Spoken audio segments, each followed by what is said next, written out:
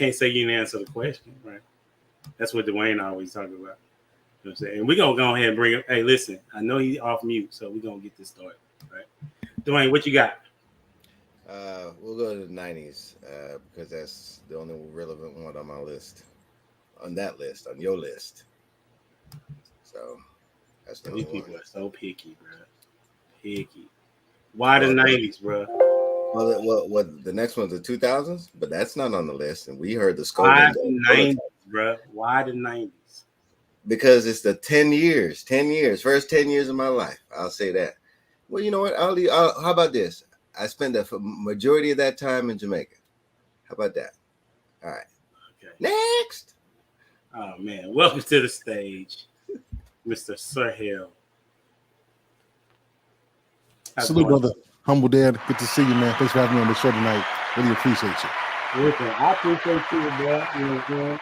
You know, got the tan jacket. Every man should have the tan suit. That's what Steve Harvey said. But Steve Harvey ain't always right, though. You know what I'm saying? I mean, you know, he was right about that part, though. He's right about that one.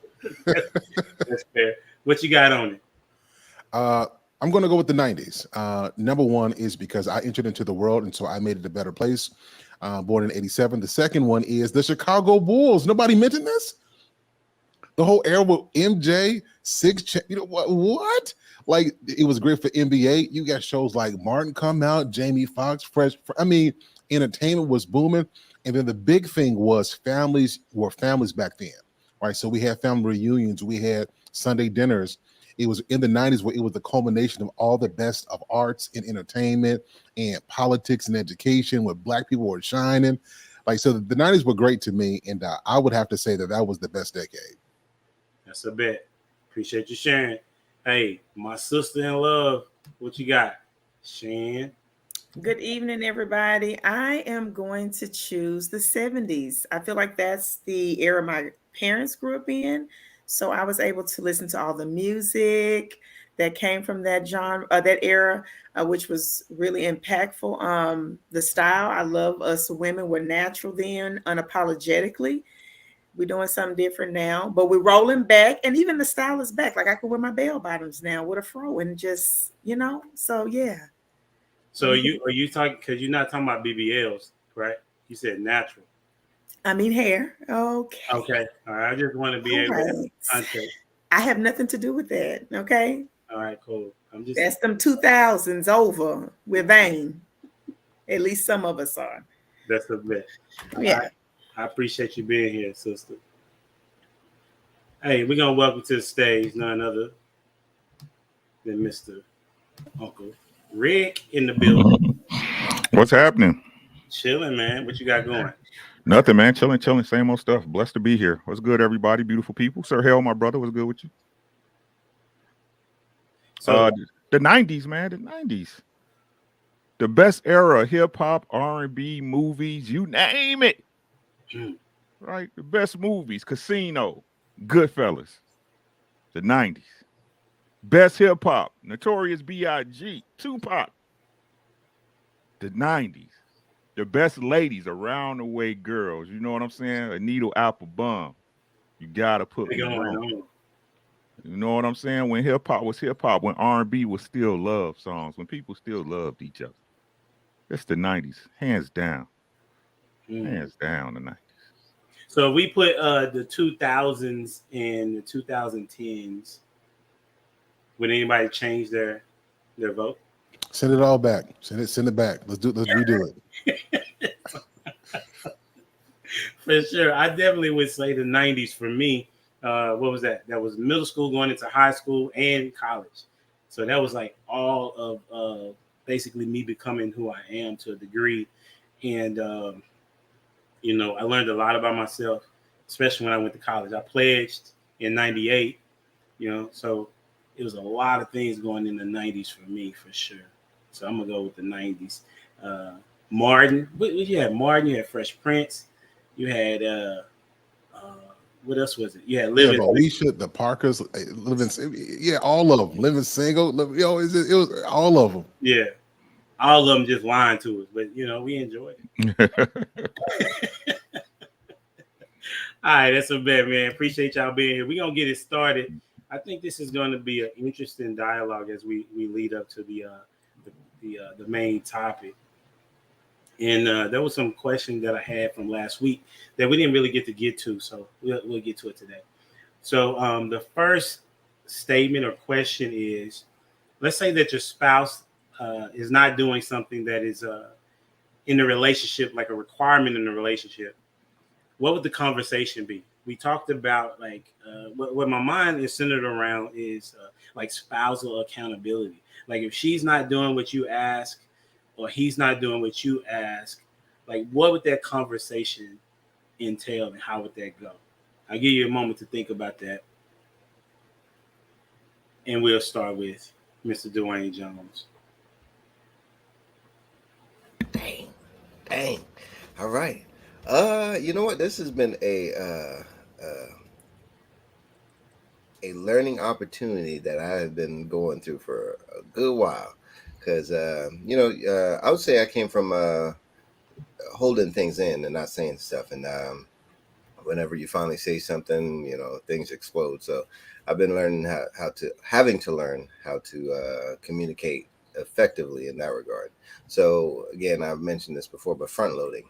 So a conversation would be like, hey, want to bring something to your attention that I've been noticing, and not in a bad way. And also the compliment sandwich, or whenever you have to bring somebody bad news, you pack it with good news on each side.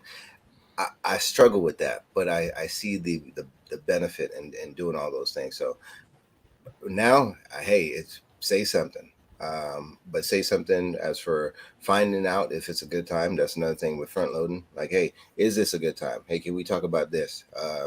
Because one of the things I've learned is timing is very important, and if you bring something whenever they ain't ready for it, physically, like then they had a rough day or whatever, and you want to offload, that's not a good time. So time is everything. So for me, I've been working on all three of those things: timing, the sandwich, and also front loading. Who you got going next? Ms. D, come on with it. About to storm outside. Yep.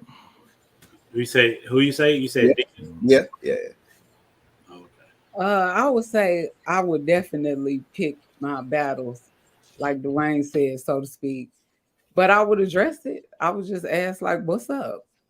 We have times these days when we talk about whatever our concerns are. So I will probably address it then, depending on what it is. But it depends on what the issue was and how severe it was. If I brought it up, if I'm gonna pick my battles, or if I'm gonna address it. Well, like it's one of your top requirements. Like there's something that you do require in your relationship. Then it'll be addressed, like probably maybe immediately, but I would consider like the circumstance, like maybe look at it from their perspective as to why it didn't happen or the situation wasn't addressed when I asked. But if it's rational, then I'll just probably let it slide. If it's a rational reason why I didn't get my need met or my requirement met, then I'll just go with it. So who you got going next? Shan.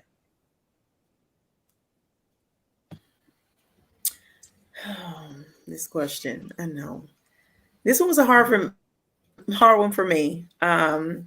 I don't think. Let me not say I don't think. I did not approach this question correctly in a lot of instances. And for me, they always dealt with financial responsibilities, primarily in the home. And so for me, I tried to find times when we were settled at the end of the day where we could sit and talk, asking for permission, like, hey, do you have a moment? I've had something that's been bothering me. Once I got better at it, that I really need to talk to you about, right? So try not to harbor things, or for women, we get into this process of allowing a small thought to continue to go on, and then it becomes something much bigger, because we play out scenarios. I play out scenarios. So for me to stop all of those things from happening, I tried to find a time that would be good where we could sit and talk. Like, and wanted you to know that this is a serious conversation for me. Like, I've had some stuff that I've been thinking about, and I really need to get it off my chest, because I feel myself getting to a place where I'm becoming bothered and irritated by what's happening, because expectations are not necessarily being met. And so that was my attempt, with counseling and taking time, to understand how my partner communicated and how I needed to communicate with them, how I needed to come to him and address those types of issues. But like the other two panelists have said, definitely it needs to be addressed. It's not something that you just need to allow to linger. And we'll take it over to Sir Hill. Well, it's a fantastic question that you asked, because whenever you talk about requirements, then you have to have the other person to respect it as a requirement and not reduce it to a want or something you just feel in the moment. So it's a very interesting question. But I like what Mrs. D said. And the reason I like this is because that takes a level of wisdom to know that there are certain things worth fighting about or complaining about, and there are certain things that it might just be missed one day. And so it may be in your best interest to just let it slide today. Maybe they were sleepy or tired, or they missed it or something. And if you can overlook that, then you just minimize the problem. I think the issue comes in when we have requirements, number one, and we're not clear about communicating those up front. Right? We talk about them as if it's a negotiable. And when we don't get those things, we are either passive or we are afraid that we're not going to get what we want. So we just hope that they give it to us. And when they don't give it to us, we resent them for not giving it to us, even though we weren't clear on communicating that it was a requirement. That's the first one. The second thing is for the person who has to see it. I think that it has to be a respect that it might be stupid to me. Like, so I'll give you an example. So I'm not the kind of person who want to hold hands and watch, sweet, love story movie. I don't like that. I personally, if I'm going to watch a movie, I want to see somebody's head get ripped. That's what I prefer. I want to see some war. I want to see some action. I don't want to see the Notebook. I don't like notebooks. I don't even like real ones. I don't buy none of those. Right? I don't want to see that. But if my wife likes this, well, then I've got to find a way, because it's not the movie she's looking at. It's the quality time. You see what I'm saying? So, and if she requires quality time to keep her good, then if that's my wife, I've got to do what it takes to give my wife what she needs, even if it's not quote unquote important to me. The fact that it's important to her and me doing good to her is going to do good to me. I got to do that. And I think that's what makes so all in all, you respect the person's requirements. And anytime you bring up a concern to them, you do it with the utmost respect and you do it with understanding. And the biggest thing, and I'll leave with this, is you got to understand their personality. So I'm type A. So I'm always goal-oriented, driven. I'm always intense. So when my wife comes to me, she don't come to me intense. She comes to me real peaceful and real love. You see what I'm saying? So you got to know the person you're with, how to approach them, because you can say the right words the wrong way and they interpret it completely different. So with respect, with understanding, and I think that's how you present an issue when your requirements aren't being met. And let's go with prototype. Man, how am I supposed to follow that one? Like, he hit the chime and everything. No, so man, I really can't. There's really not much left for me to say. I kind of agree with what Ms. D said earlier. Is definitely with Sir Howe. On top of that, like, even acknowledging when your needs aren't being met, the cycle that you go through and what you're going to do about addressing it becomes a battle. It's a struggle as well. So so many things play out to be like, well, this person's not meeting my needs. Well, forget it. I'll go outside and get my needs met somewhere else. And then, no, I ain't going nowhere. I'm gonna make it work. Like, so you go through so many different steps before you even get to addressing what's going on. You know what I mean? So and then you blame yourself. Well, I'll blame myself for not addressing it in the first place. You know what I mean? So I think it's always best to just get it out the way, address it early. As soon as you realize there's an issue and you have a need that's not being fulfilled, address it as soon as you can before any other thing can take place. Yeah, let's go with Rick. How to address spouse when they don't do the requirements. Man, I think, like I said, if it comes up in most cases, if your partner brings it up, you should consider it an issue, right? In all things, big or small, right? Because, like I said, or I should say, how I believe is that me and you as one, right? You're looking for me to get your needs met, and vice versa, right? So I think anytime's a good time. I think a lot of people wait, and a lot of times those times don't get here, right? I'm gonna wait for the right time. The right time is right now. Right. I'm not again, if your partner know you there doing the best for them, they know that. I mean, we need to get out of these excuses, right? Of, I feel a certain way about it and stuff like that. We supposed to be grown. You should know if I'm your partner, we in it for the long haul, and we down, 10 toes in the dirt together. I'm not out to hurt you. Right. The question should be is that why do I gotta wait till we not on eggshells, or it's not pins and needles for us to have a discussion. Right? That's the real question.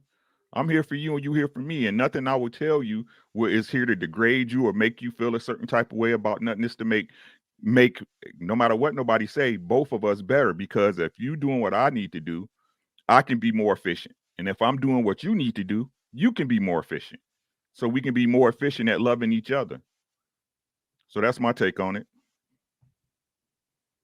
That's good. Did anybody have something to add?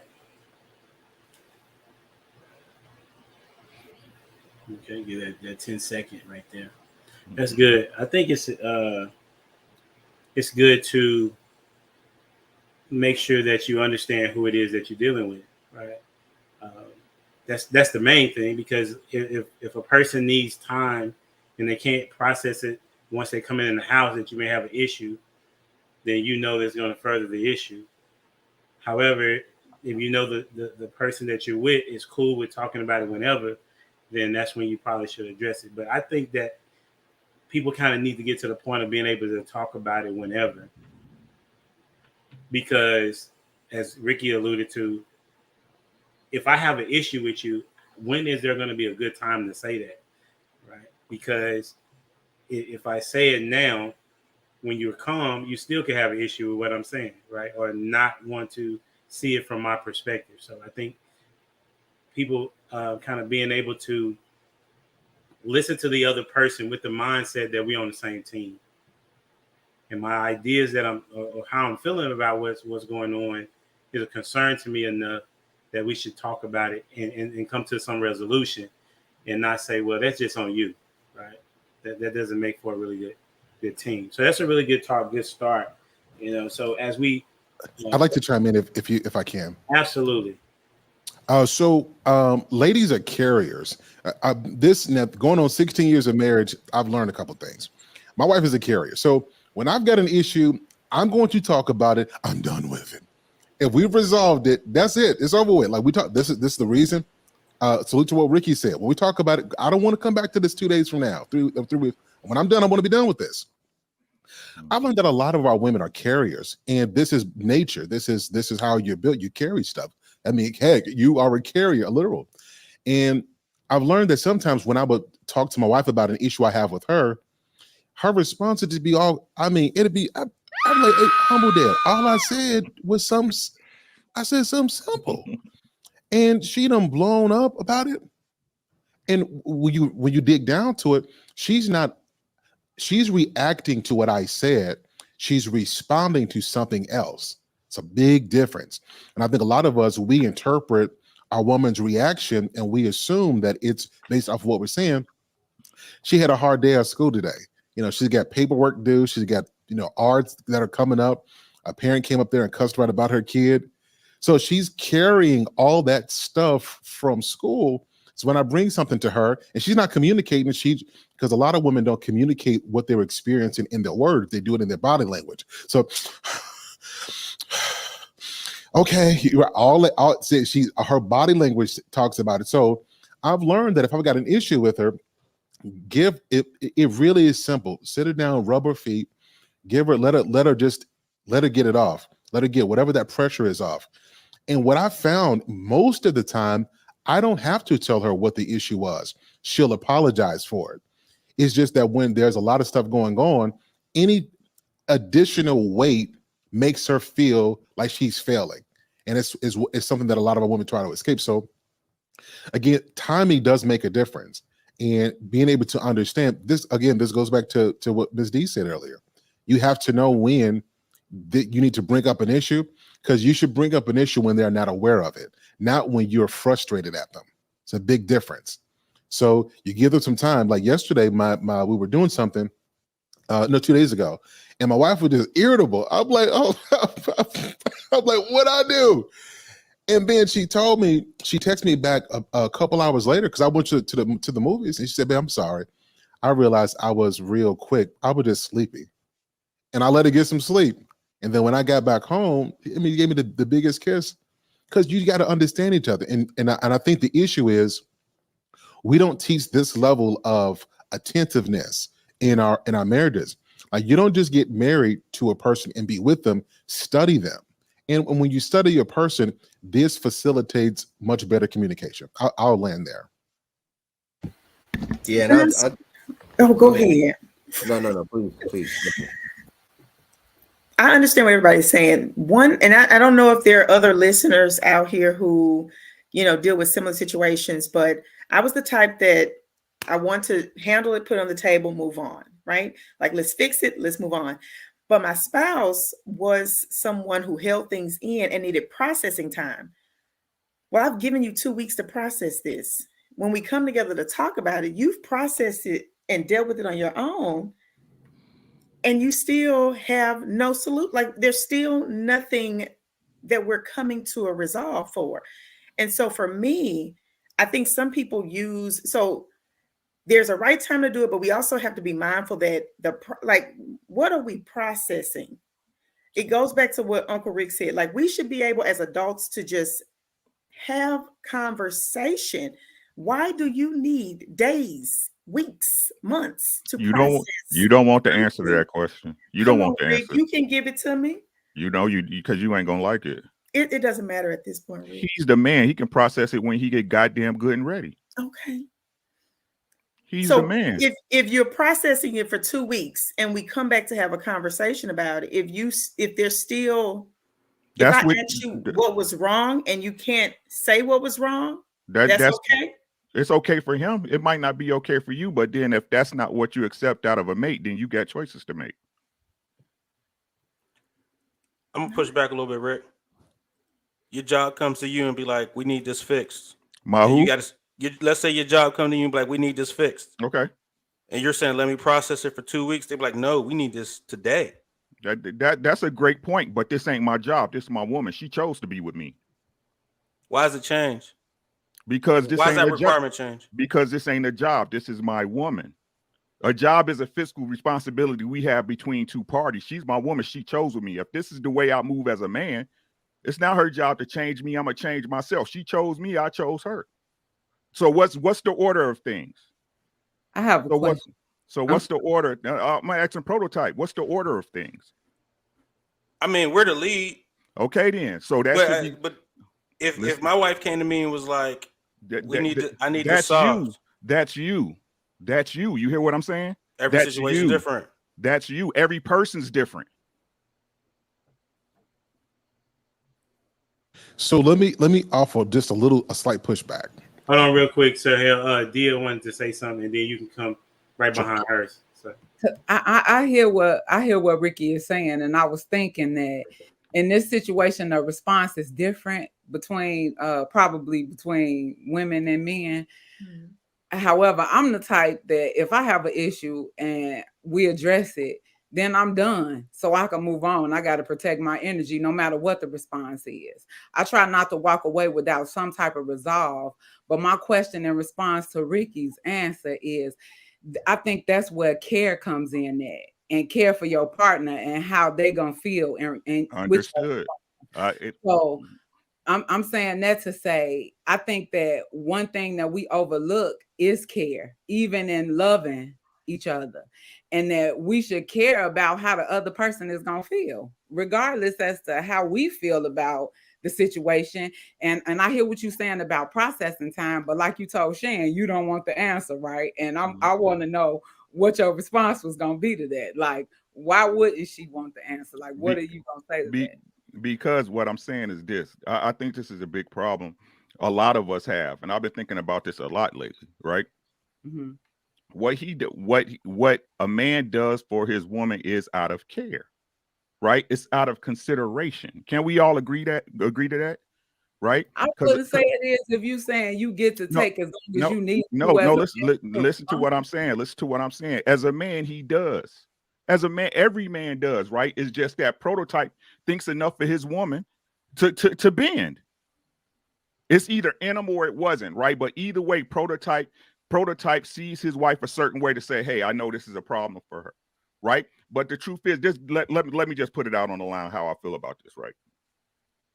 The problem is that women look for men to be a certain way for them when women should be a certain way for men. Plain and simple, short and sweet, right? Women keep trying to make men that's not leaders, they leaders. Y'all keep trying to make men that's not emotionally available for y'all, that's not really matched for y'all. No, look, every man's not a leader.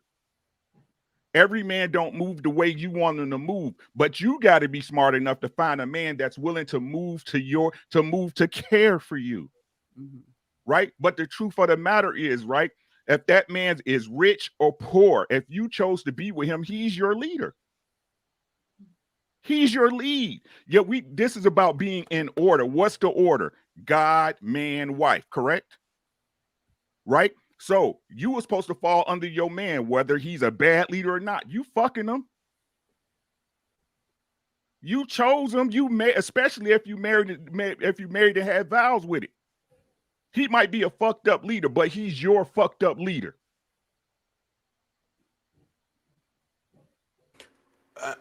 I hear you, bro. I just don't think they can make that call.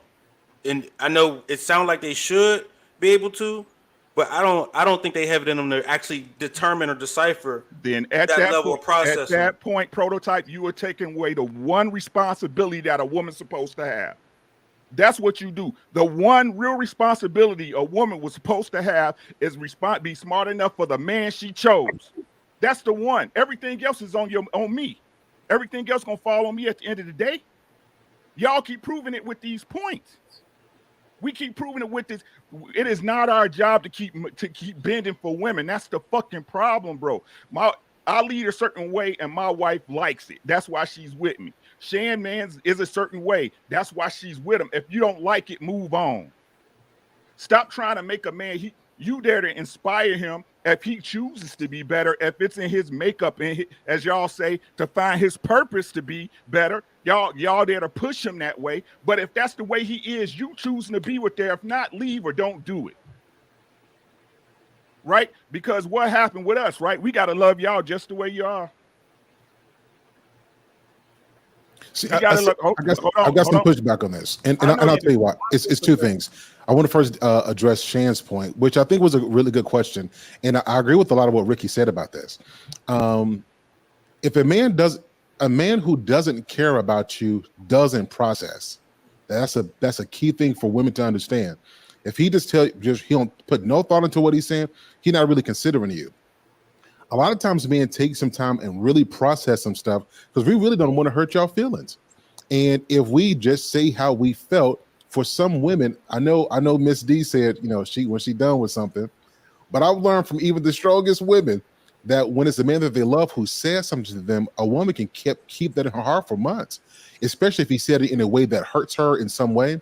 So men, typically, we take some time, and you might think that 2 weeks is sufficient time, but it might not be sufficient time for him to wrap his head around what you just brought up, and he has to process that.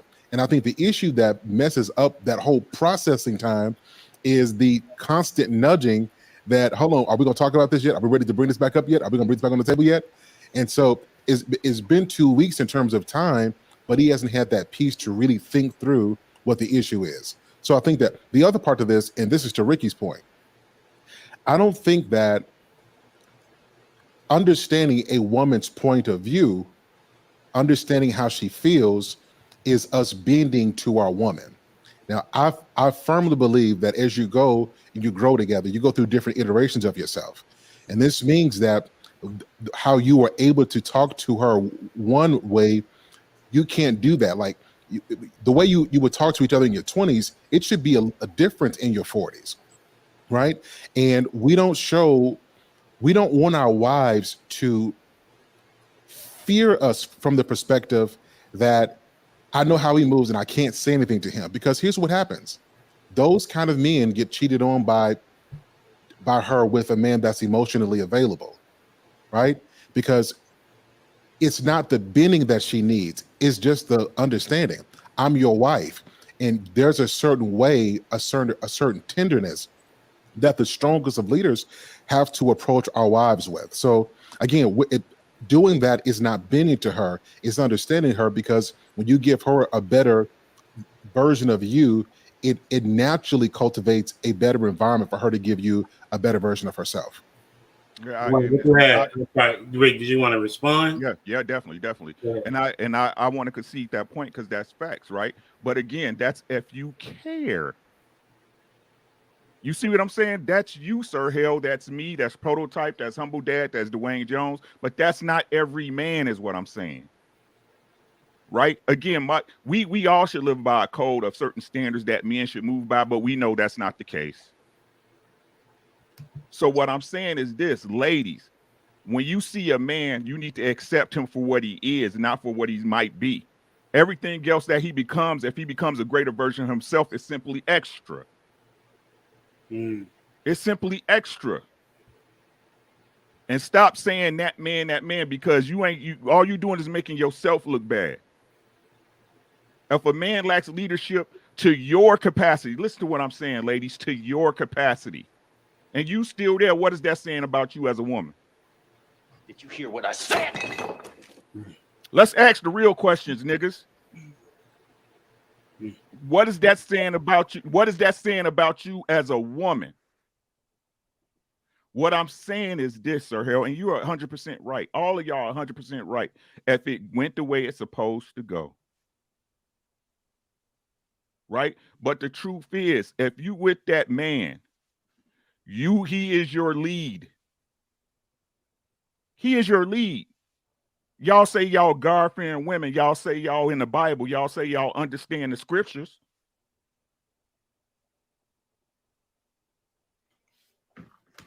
I understand what is being said. I hear you, Uncle Rick. I get it. I understand that. All points made. Okay, go ahead. I think, hold on, dear, before you go. Dwayne had a thought process. Go ahead, Dwayne, what you wanted to say? Thought process. Yeah, I did. That joking. No, Well done. With processes. No, I was, but then I was listening. Yeah, I mean, that was some good stuff. But as I was going, y'all were going through it. I was thinking, like, from my perspective as well. Like, my wife is the processor, and I struggle with that, because whenever I want to talk about something, I want to talk about it, right? And sometimes you can't just kick down the door. I think that's how, and especially in a marriage, like, especially whenever there's like, hey, let's pick this up tomorrow. Like, I is that respectful? I'll say yes, it is. At the time for me, oh no, it's not, because I want a full swat, kick down that door, but it hasn't ended well for me. Like, in the sense of it will, if she tells me that she does not like something, that's her telling me she doesn't like something. I really do have to consider that, because I would like the same respect in that regard as well. But I was thinking about this. So it says, likewise, ye husbands, dwell with them according to knowledge, giving honor unto your wife as unto a weaker vessel, and as being heirs together in grace of life, that your prayers may not be hindered. And I look at that in the sense of a weaker vessel. Like, we want to think about, oh yeah, we're equal and all this, but yeah, you're right. There is a hierarchy. There is God, there is man, and then there's the wife, right? So, but then even with that, that's where I understand, like, we have to be able to time back in. So, like I was saying, as for the processor, she has to process and But if she says 2 weeks, that would bother me. And that's something I have to bring up in a conversation. Like, hey, that bothers me. And as for form of consideration, that's something she has to consider as well. So to your point, Ricky, like, yeah, like, hey, you were heir, like your father. That's that. Hey, you got to account to God regarding your heart or your disposition on that. But then also with me as a leader too, like I have to be someone that she desires to follow. But that's not something, especially in our marriage now. That's like y'all were saying. That's already done, right? Signed, sealed, delivered. Now all this extra stuff is extra, right? That, and I think that's the maturing. That's the getting better. Like it go as we get older, like we're learning to live as one, and in that there's a finer and a greater understanding of one another. And not only that, as you're growing in oneness, like your relationship with God has to be concrete as well. So I have to have a relationship with God. She has to have a relationship with God, because if both of us are out of alignment, like that's going to be jacked. Also, if one of us is out of alignment, it's going to be jacked, because hey, we both got to be in alignment in order for us to do our best, and that's how God designed. So, and it is a struggle, but it is a continual maturing, and not only that, it's a continual renewing of your mind. So, as for keeping your partner in consideration, I think there's honor in that. That's good. I never know where y'all gonna take these conversations, but I think it's a very good nuggets that are being dropped. And so when I have questions, y'all make me come back and think about other questions, such as we talking about leadership. Go ahead, Yeah, Dee. yeah. I wanted to ask Ricky. He said that men have to accept women like they are. Correct. Can you elaborate on that? Because I appreciate accountability. Like That's I you. look Yeah. for that. Right. That's you though, dear. I That's know. you. I'm talking about Right. me. Right. I'm talking about as a whole, though, as a people, what we're going through. Right. I applaud. Look, I said it earlier. Shout out to the sisters that's doing it for real. Yeah. Listen to what I'm saying. Shout out to the real ones, the real ladies. You know, who knew they was going. When you saw them, you knew what it was. When you Well, saw them, yeah, you did. Yeah, you did. Yeah, you I did. was Yeah, you hoping, did. but Yeah, I you didn't. exactly. But at that time, you was like through whatever, right? Let's be honest. When you At saw that time, I didn't know who I no, was. right? That's not the point. That's not the point, right? The point is, as a woman, whatever woman you was at that point, you knew, didn't you? Let's be honest. You knew. You knew, like, hey, if this is what he's going to be right here forever, whatever. Facts, No, facts, no. facts. Yeah, it was, because if you didn't, you wouldn't marry the man. Because if I'm you just didn't, being you wouldn't honest. marry the man. I think you're giving them too much credit, bro. I really don't think they can do that. That's but that's the problem, right? We keep allowing them to get away with shit. That's the problem. Right? I'm The saying, truth, what does that mean? no. What does this mean? What this means is that man that you're married right now, correct? Correct. How long you been married? I've been married for 23 years and we've been together for 33. So 33 years, right?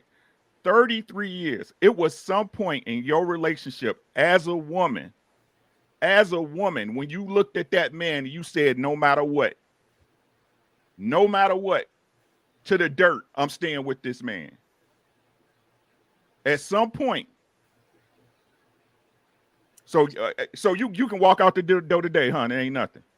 I ain't saying it ain't nothing, but I'm saying that the capacity changes. Like my needs have changed. The capacity, over exactly. Those have changed as you've gotten older. Correct. Now he's been able to meet those needs, correct? Correct. I'm talking about the day you said it's on and popping. You, not him. You didn't know what that man was going to do. You didn't know if that man was going to fall off the face of the earth the next day. But that day you put it in your mind. You knew that this man right here, I'm gonna love him for the rest of my life. You knew that. I didn't, honestly. Okay. You Well, gonna keep lying to me. You gonna keep lying to me. I'm not lying. I don't have a reason to lie. I'm here to keep. So, Ms. D, that proves Ricky's point, though. And it's a really good point that Ricky made, and I'll tell you why. Okay. Because men, by and large, do accept women as they are. It's only the other way around that we don't get that same reciprocity. So a man, most women are okay with leaving a man once they are done with him and she's got whatever she wants. And there's a prospect of a man giving her what she wants at that level. Most men, when we get with our woman, we first of all assume that we're not going to get a lot of the stuff that we need until later on. And so we have a lot more patience. The divorce statistics speak to this in a lot of cases, which is why it's more easier for women to just walk away because they're not really in the long run like the men are. So what Ricky said is there's a lot of truth to that. A lot of men, we by and large, we're taught to accept a woman just how she is. And, there's the talking point about, women shouldn't date, men for potential. I say this often, that was a marketing. Most women do not marry men for potential. Men do. Women marry men for what they see. Women marry men for what they see. Men marry women for what they hope to see. We eventually end up settling when it comes to weight. We don't get hot meals. A lot of times women let themselves go. They give more attention to their pastors. They give more intention and energy toward their careers while the needs of the men go neglected. And guess what men do? We sit there and we keep on working. We keep on paying the bill. We keep on we keep on laying that pipe down. We stay faithful. We pray for you and we hope that it'll change. So I hope you hear this and understand what Ricky's saying, because it's a true point. Most men, we end up staying and ultimately settling, while women will be there as long as it's convenient. And then once they have an epiphany that they deserve more, they'll break up a happy home to go pursue something that's likely never going to materialize. Oh, okay. Well, maybe I just don't want my man to just accept me the way that I am. And like me, so I can get better. I'm expecting some feedback so I can elevate. Let me question. Very few though. Can I go and then you come back, Sahel? Yes, sir. You've been around a lot of women. I would only imagine just based on experience. Would that be fair to say? Yeah, and I'm a cosmetologist, so I was around a lot of women. There you go. Yeah. Most women, I'm gonna give a percentage. I'm gonna go with 80 to 90% of women don't do well with accountability. 95%. 95%. I think men are not as communicative as women. I think that you don't say anything. Like you don't express it. You wait until it gets to a point where you're talking about things that happened 10 years ago. Doesn't matter. So this watch what I'm asking though. What I'm saying is, because I asked the question, right? Okay. I said most women do not accept accountability. You said, well, it's because of it. So then that means that you agree with me. If that's the issue, then that will probably be why. That's why I'm agreeing with the fact that I can't agree that most women don't accept don't do well with accountability, because I can only basically speak for myself. No, you can't. You can speak to the people that you actually have in your chair, because you actually. It's hard, ain't it? It's hard, ain't it? It's hard. It's not that it's hard. Well, I'm being as honest as I possibly. I'm being honest, y'all. Yeah, we know. You girl, come out that hole. You in it? Listen, I'm telling you, it is what it is. I can basically only speak for myself, but even in the women that I communicate with, we very rarely have conversations where a husband has addressed the issue that she's not willing to oblige. I don't. Okay, so let me ask you. Okay, so I'll go to a specific question and statement. Okay. So he said it. He said women let themselves go when they get into a marriage, into a relationship, and we'll talk about weight. Okay.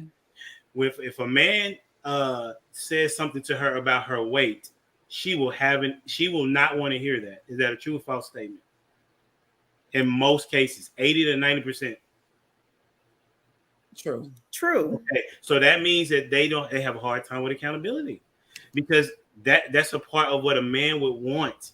He wants one topic about weight. I mean, Good. you showed You how. can talk about when Hold on, kids are born. hold on, That's hold how on, we hold on. give a lot of He time. watching his Facts, facts. way. But this is what I'm saying. See See, what there we I'm saying? go. And That's that's how it starts. Hey, hey. Listen, That's how it starts.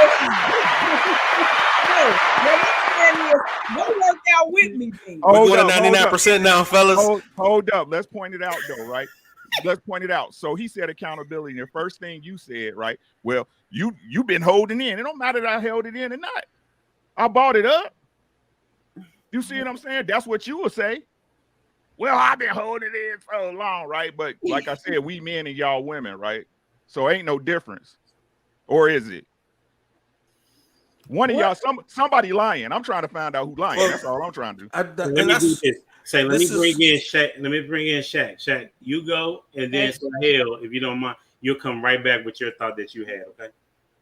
Okay, so I don't think women lack accountability. I think we are very self-reflective.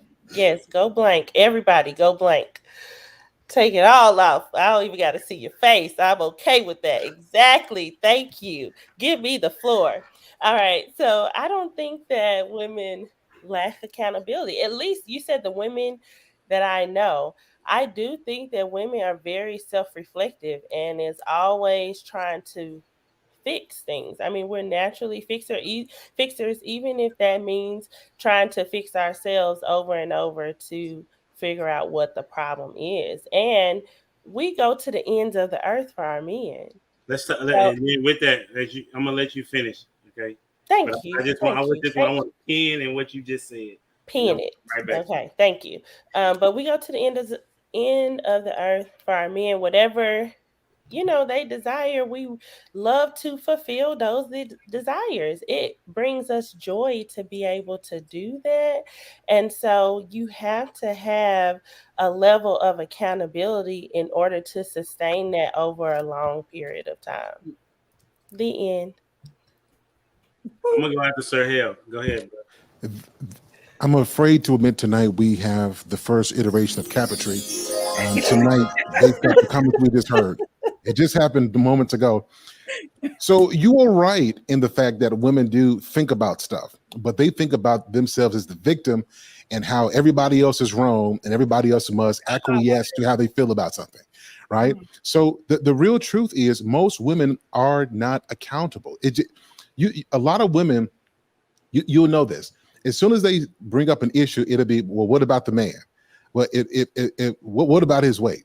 Well, is he providing it? Well, is he emotionally intelligent? Well, is he a man of God? Well, is he equally yoked? Well, is he being a leader? Well, is he putting it down? Is he getting, instead of saying, hold on, maybe he is off, but let me take ownership of my own stuff. And this stems from little girls. Like we train our girls like we can't touch them. So I can't, I can't spank my daughter. I can't tell her that's my girl. She got my heart wrapped around her finger. We start training her really early to be unaccountable and letting her manipulative character wiggle her out of accountability. And those little girls who we allow to be manipulative young because we think it's cute and she's got daddy wrapped around her fingers, grow into full-grown women who take those same characteristics into the relationships. So this lack of accountability is a manifestation of the lack of training you didn't get in your childhood.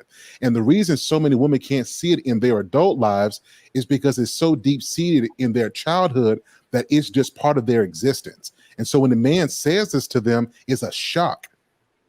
And it's a shock because for most of your world, your life, you've been manipulative. This is why you'll date men. You know you ain't gonna give him no coochie. You know you don't see nothing real with him, but you let him pay for your dates. You let him perform sexual acts on you, knowing you're not going to give it in return. You let him give you emotional time. His emotional availability is right there. And you know good and heck well you don't plan on having anything serious with him. It's because a woman's feminine nature, the part that is feminine and nurturing, the flip side of that is manipulation to get what she wants. Most women have that. And we dress it up in cosmetics. We dress it up in nice blouses and nice skirts with nice pumps, with a nice perfume, with a nice oratorical ability. And it's mask, but it's manipulation. And that manipulation doesn't want to be held accountable. And this is why whenever you bring up something specific, it's always, what about the man? Y'all be looking so good when y'all lie too, boy. Y'all You spit it, bro. Y'all be looking good when y'all lie. I tell you, boy. I got a 4-year-old, right? I got a 4-year-old daughter. Okay, you know, Shan know my daughter, right? Jordana. Okay, she's cute. You know, Dwayne knows her too, right? Cute little girl, right? So she gets into this moment where, Daddy, can I get that? Right? She go there. Today, this is what she did. She wanted, I had a drink. And so she wanted something to drink, but she didn't really ask for it. She just said, "Man, I'm thirsty." I said, "That ain't no question." Okay. I said, "That ain't no question at all." So this is what she started doing. She started trying to hold my hand, hug on me, you know, and I said, "Listen, don't manipulate me." Okay. And I checked it. That's not typically what happens with most little girls. I said, "Listen, you're not going to manipulate me to have you get some of my drink. What you should have done is just ask for the drink instead of trying to play this little cute role." Right. So I want to go back to what was Shay. She says that women try to do everything for their man. Okay. There's a part of everything that you're missing. And I specifically brought in weight on purpose. Okay. If what you're saying is true, that they go extra, then most women wouldn't be overweight.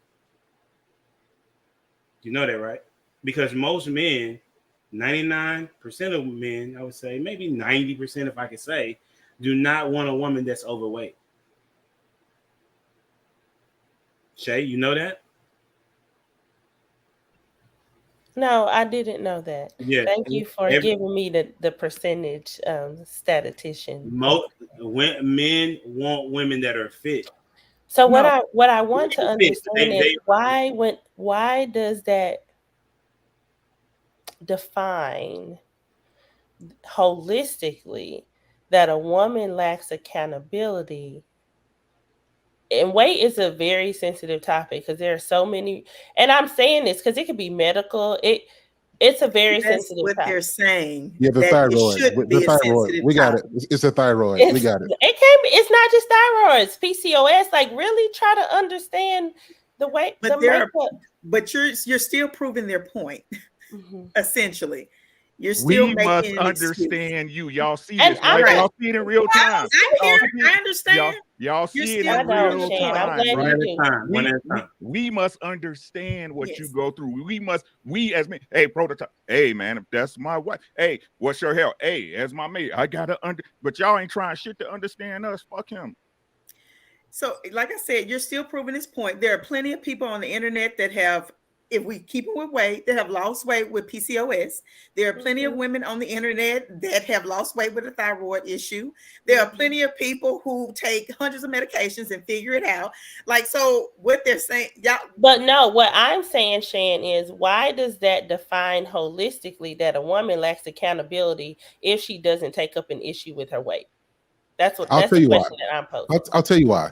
It does, because you can look at a person's characteristics from the most important thing about them, which is their body. And now listen, we're not talking about somebody who's just skinny, because skinny doesn't mean healthy. When we talk about weight, we're not talking about skinny women. We're talking about healthy women. And the truth is, particularly in the Black community, high blood pressure, hypertension, diabetes, heart disease, all these things are growing. So it's not just about the weight, skinny or big. It's about healthy. And the truth is, a lot of us just saying, you eating too many honey buns, you got sweet tea, you always at what do you call that? Not Golden Chick, but the other one, the Chick-fil-A. You know, always got to drink your sodas, always got to have a Snickers. And listen, we're eating unhealthily, and that accumulates over time. And men don't want a woman. I say this all the time, and people laugh. If I'm in a fire with my woman, like we in a fire, like this is for I got a wife and 4 kids. We in a fire. I can lift my kids out. If I can't lift my wife,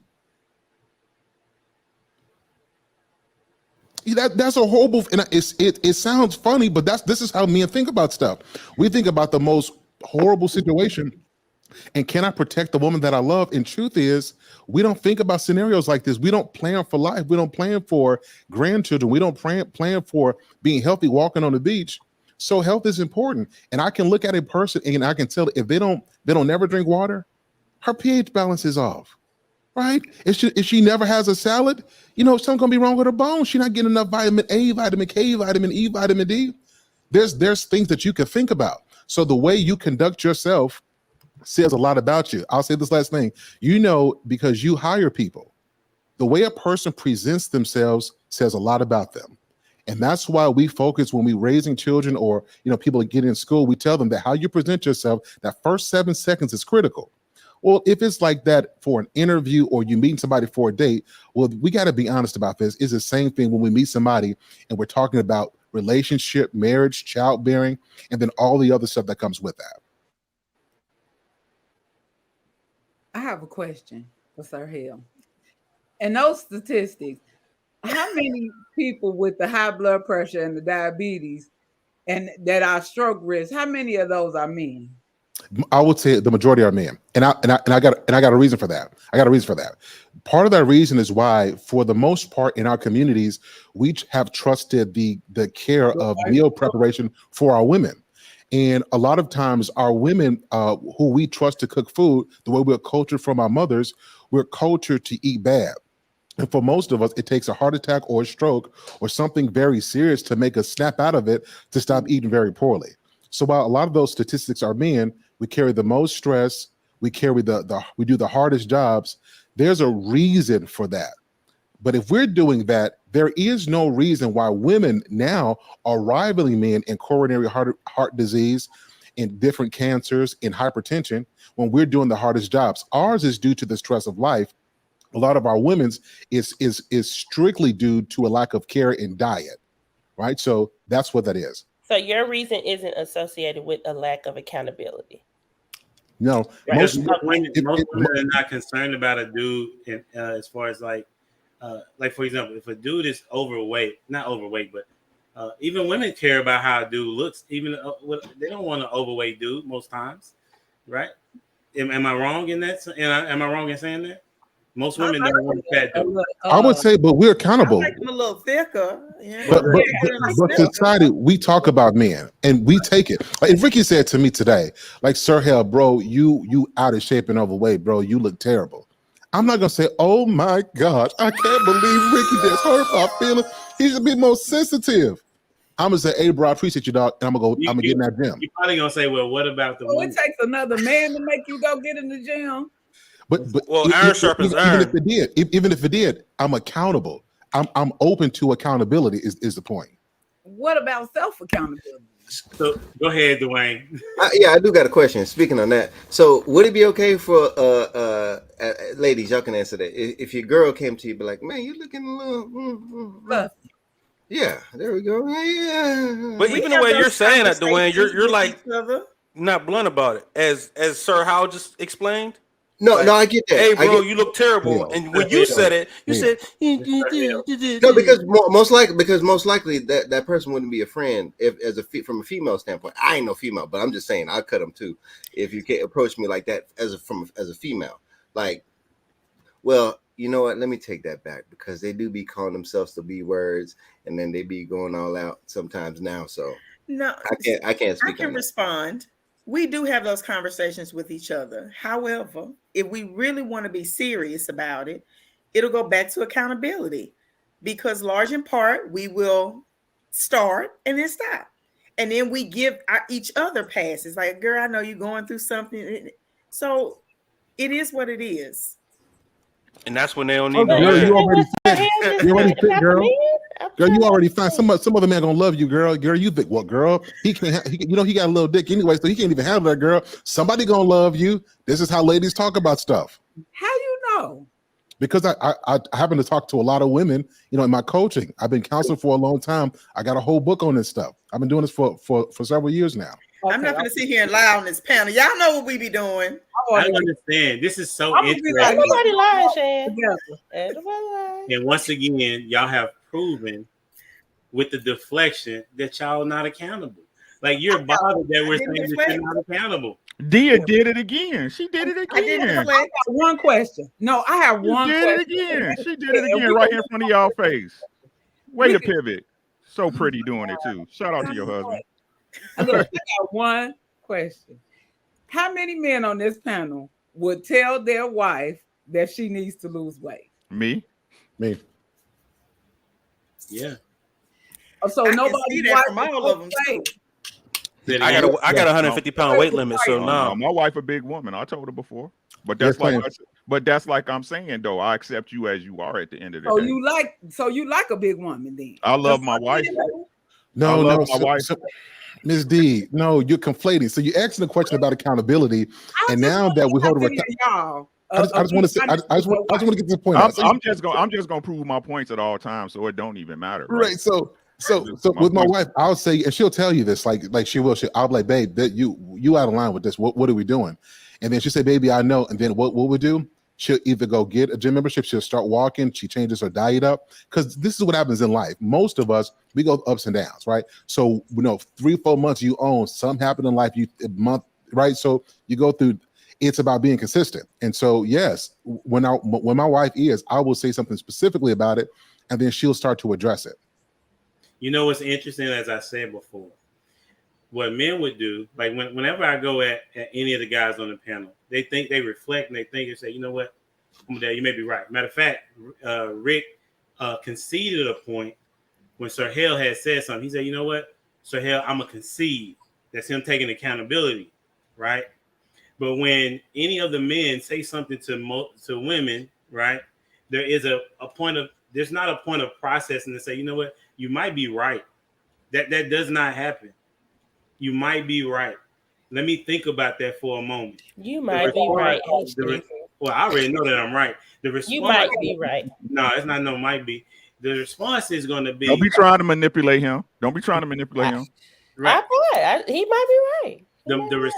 But that's, you're only saying that out of being condescending. No, right? I'm not. I'm genuinely saying right. You But might I'm be saying, right. but that's a lesson that had to be taught to you in order for you to do that.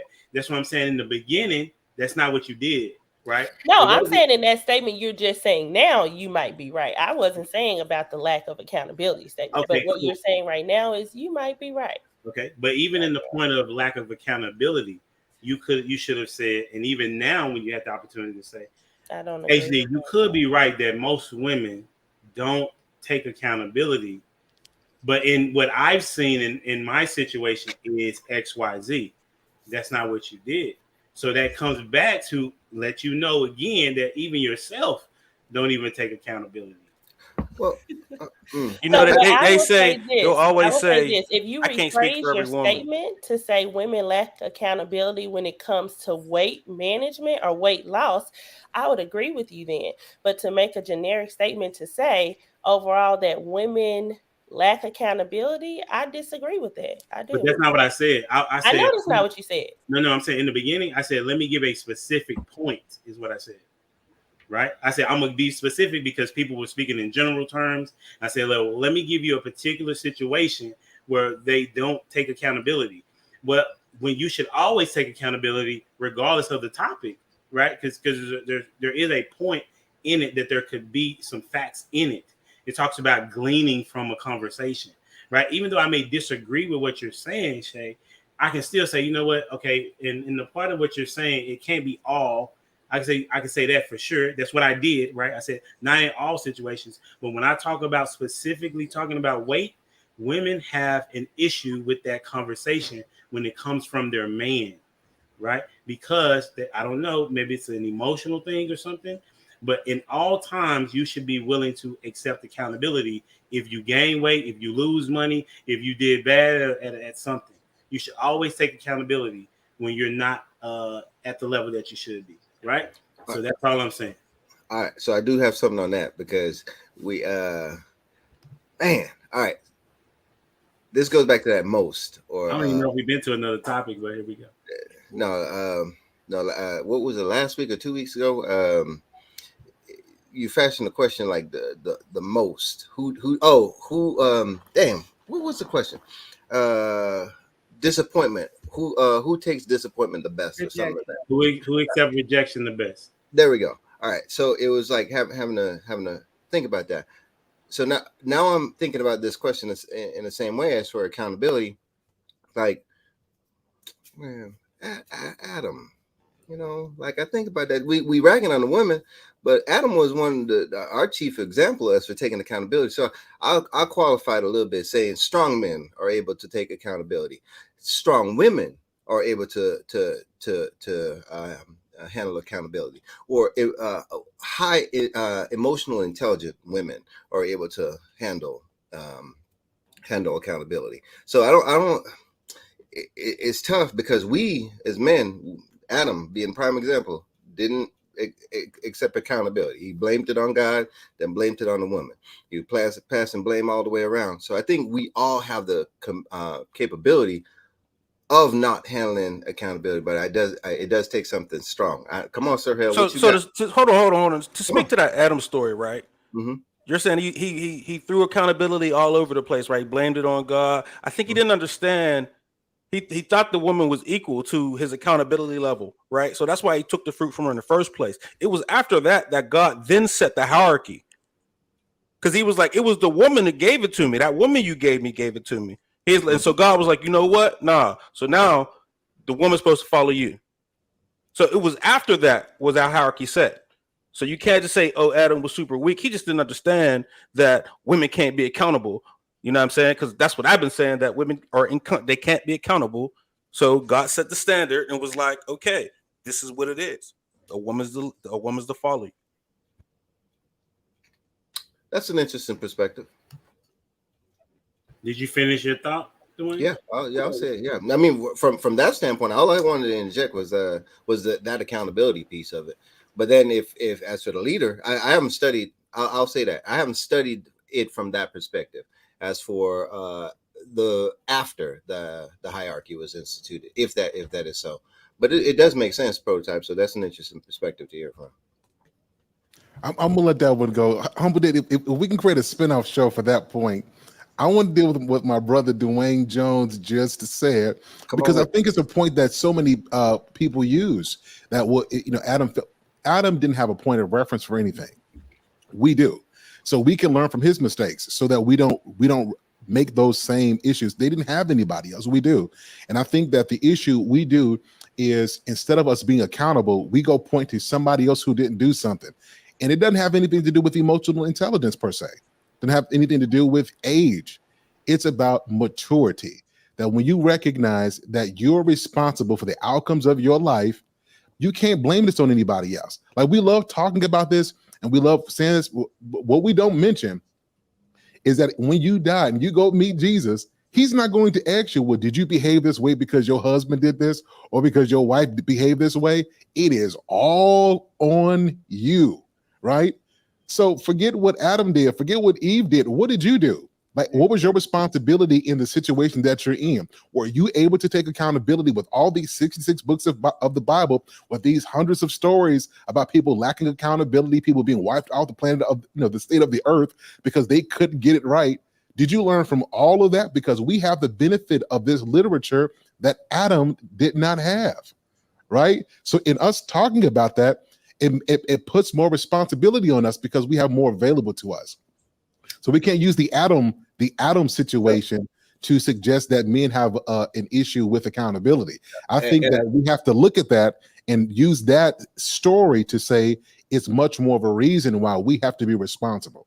And I believe that's why I brought it up as an example to say that we have the capacity to do the same thing. And it takes us being strong. And that, as for the reason for emotional intelligence, especially for men, we typically pass the blame whenever pride is involved. That's typically whenever our pride is damaged. Men do not do that. Most men don't. Nah. Oh, well, I mean, for a weak man, I'll say from that perspective, will then blame or put off from a pride standpoint and not take ownership, because ownership is not reflecting, or not taking ownership is not reflecting on yourself, but then looking at how somebody else is responsible for your actions. And that's what I'm getting at is, ultimately he was responsible for his actions, and he did eat. And that's the thing. He did eat. So he also then partook in something that he knew better not to partake of, because he too was told. Right. So that's a level of responsibility that comes with it as well. So I'm bringing it up from the standpoint of that is a model for That's the first Adam. The second one was Jesus. So ultimately, what did the woman fall for? Sin. She was tempted. So as for the same thing, what was the man? The man was tempted. Was it manipulation? And what happened? Was it seduction in which she got him to do it? It doesn't matter, right? It doesn't matter. The fact is that he effed up too. So from that standpoint, I'm looking at it like Jesus is the second Adam, where that is the ultimate example. Hey, this dude messed up, right? Jesus, he didn't mess up. So that's where, for me, as for personal responsibility, then comes in from that standpoint. I just want you to think about this. Just throwing this out there, and I don't want to make this too theological. Just think about this. It wasn't about Adam and Eve messing up. If Adam would have took responsibility, I don't think none of this other stuff would have happened. Correct. And this is what we speak to. This is why we are so pressed on what we need our women to be. That we showed us so much of the weight of stuff that even when our wives make a mistake, that's going to ultimately come back on the husband. And so if Adam in that moment, if he would have took responsibility and ownership of what Eve had done, we wouldn't be in this situation. But anytime a man gives up his leadership and equalizes himself with a woman who is of less accountability, now we all got to be held accountable for this. We all missing out. So this is why we need our women to respect us and don't put us in a position where we're going to fail. Now this is a part that we don't talk about. We don't talk about the fact that Adam actually trusted Eve. And the reason he consumed of that, knowing what he could do, is the truth is a lot of our wives have influence over us in ways we don't even know about. And we will do stuff that we should not do because we trust our wives. So Adam is supposed to be responsible. But the truth is our wives have to be accountable. Adam is responsible for his power. Eve is responsible for her influence. And that's why both of them had to get it when they both made that mistake. This goes directly to like the topic of the discussion for this evening. See how the Lord works? Hey, listen. So won't he do it? Won't he do it? Won't he do it? So, in the current situation that we have, it's in the Black community specifically, the single rate is very high, right? Black women single, Black men single. Both would say they by choice, whatever. Okay, so with that being said, who needs to make the adjustment first? Because you have men saying, this is my requirements. And then you also have women saying, this is my requirements. But you have women giving up the box without requiring marriage. You have men saying, you know what, I'm going to still smash, even though she's not my wife. If she's going to give it up, then I'm going to take it, right? But I'm not going to marry her because I get everything else without being able to be married. So why would I get married? So the question of the evening is, who should make the adjustment first? And we'll go with the person that has the most accountability, Shay. I appreciate that. Thank you. Give me a trophy next time. I would say, who should make the change first in terms of if you are wanting to transition into marriage? What's the question exactly? Is that it? If that's how you want to spin it, that's cool too. No, I want to make sure I have clarity. Who should make the adjustment first when it comes to wanting a marriage? We'll go with that. So I would say the man, if he is to lead, and he who finds a wife finds a good thing and finds favor with the Lord. So he will make those changes. And when he does make those changes, from what I hear, then his eyes will be open to see his wife and who she is. And anybody can go. This is a free for all.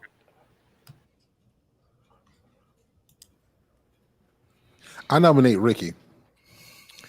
We got to tackle that. Y'all see how pretty she look when she lie? She just angelic. Just look at you, women. Y'all need to adjust. It's just the way this market is y'all market, and y'all think we the one who can fix it. No, this y'all market. It's y'all market. This is y'all store. This is y'all Kmart. This is y'all Wally World. This is y'all Woolworths. But y'all want men to fix it. Because what's gonna happen? This is what's gonna happen. Did you hear what I said?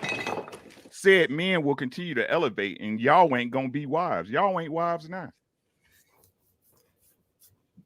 See, because once a man elevate, they understand a certain woman is beneath them. Right? And I can prove it because y'all masculine sisterhood, that's what they use. They use the very thing that men do when they pick women, when they get money and talk about choosing men. That's where y'all got it from. So this is the market y'all choose. Relationships are the personification and agreement that of a relationship. Right? So what y'all do is y'all give out sex, not y'all, because there's never anybody on the panel. You good God-fearing women, it's never y'all. Right? But what happens is that in this marketplace that y'all own, that y'all don't never want to take, whether it's accountability or responsibility for, right?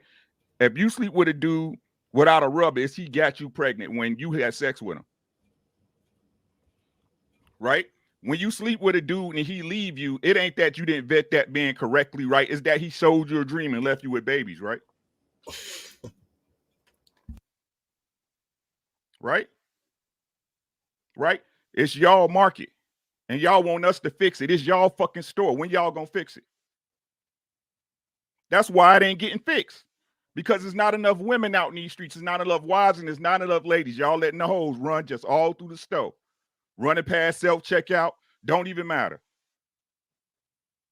And what the ladies do, y'all sit by oddly while them hoes do whatever they want to do. And secretly, not y'all, but a lot of y'all envy them hoes. Y'all want to be out there in the streets with them so much so now your man looking boring. Ooh, I want to start an OnlyFans. I wonder how much money y'all can make. Do y'all job. How about that? How about y'all do y'all job and we'll do ours? Y'all don't want to talk about that though. That's all I got.